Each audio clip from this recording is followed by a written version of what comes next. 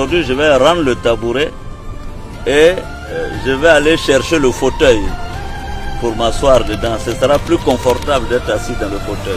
Le matin de ce vendredi 8 février 2019, lorsqu'il prononçait cette phrase en quittant sa résidence de Marcory, Guillaume Soro écrivait une nouvelle page de l'histoire de la Côte d'Ivoire. À cet instant précis, je rends ma démission de mes fonctions de président de l'Assemblée nationale de Côte d'Ivoire. Oui, j'ai décidé de sacrifier mon poste pour la paix, pour la Côte d'Ivoire. Une grande première dans le marigot politique ivoirien où l'on achète les adversaires politiques au prix de billets de banque. Du haut de ses 47 ans, celui qu'Alassane Ouattara narguait en l'appelant « jeune homme » claque la porte au nez et à la barbe du monarque d'Abidjan. Il refuse de cautionner l'idée du parti unifié RHDP d'Alassane Ouattara qui consacre de fait le déni du débat contradictoire.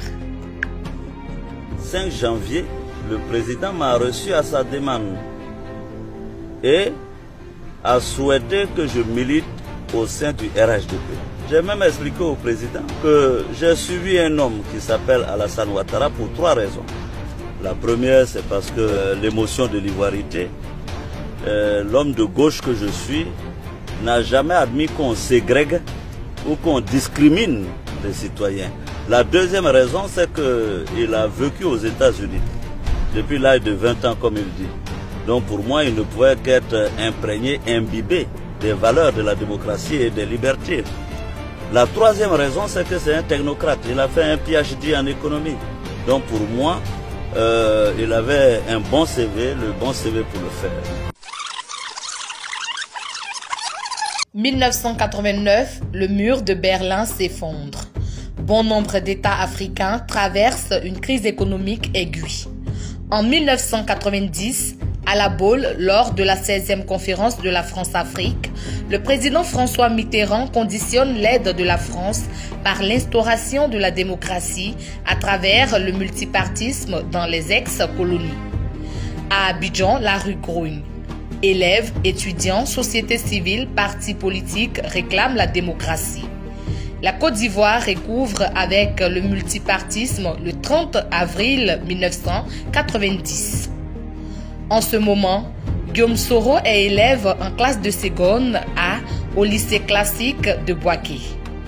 L'un des foyers de la contestation populaire avec la Fédération estudiantine et scolaire de Côte d'Ivoire. FESI, dirigé par Aipo Martial. Il participe aux actions ayant conduit au retour du multipartisme dans son pays. 5 ans plus tard, il prend la tête de la puissante FESI.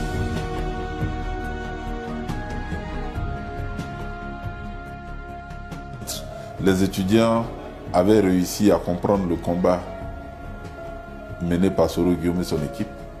Les étudiants étaient convaincus. Et donc la mobilisation était de taille. Il fallait coûte que coûte atteindre nos objectifs. Et on n'avait pas peur de la répression en fait. En 2002, il endosse la responsabilité d'une rébellion qui luttait contre la politique de catégorisation des Ivoiriens dont la première victime était un certain Alassane Dramane Ouattara. Après 5 ans de belligérance, Guillaume Soro accepte de devenir le premier ministre de son farouche adversaire, Laurent Gbagbo. Cela pour donner une chance à la paix.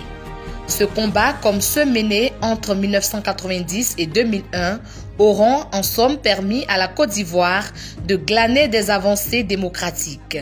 Ces acquis s'appellent liberté d'expression, liberté d'association, reconnaissance de la nationalité ivoirienne à ceux qui le méritent, élections inclusives et démocratiques. La fin de cette longue bataille militaro-politique voit la cession de M. Ouattara à la tête de la Côte d'Ivoire en 2011. Guillaume Soro en sera le président de l'Assemblée nationale en 2012. Commence alors une ère de collaboration entre les deux hommes qui donne beaucoup d'espoir aux Ivoiriens. Au bout de quelques années, Ouattara fait un revirement à 180 degrés. Il est frappé par le virus du despotisme. Personne ne reconnaît le fonctionnaire venu du FMI. Le démocrate déclarait, il rêve de transformer la Côte d'Ivoire en un royaume. I wish I could be an emperor. It would be much better than being president. Ainsi, lorsque Ouattara lance son idée d'un RHDP unifié et la lui propose, Guillaume Soro, en visionnaire, oppose une fin de non-recevoir. Le 24 janvier, à nouveau le président me convoque. Il me demande à savoir si j'avais changé d'idée. Je lui ai dit non, monsieur le président, c'était tout réfléchi, je ne suis pas RHDP et que je ne comptais pas me rendre au Congrès. Le président m'a dit bon, dans ces conditions, il faut que je rende ma démission. Je lui ai dit d'accord. Il ne restait que nous puissions nous mettre d'accord sur une date de démission. Cela lui coûtera son poste de président de l'Assemblée nationale. Qu'à cela ne tienne, mais la quasi-totalité des acquis démocratiques de 30 ans de lutte venait de s'effondrer en 8 ans de règne. Pour Guillaume Soro, appelé le Tieni Banani, l'enfant terrible ou Bogota, une longue marche pour la reconquête de la démocratie perdue commence. Son slogan, faire la politique autrement.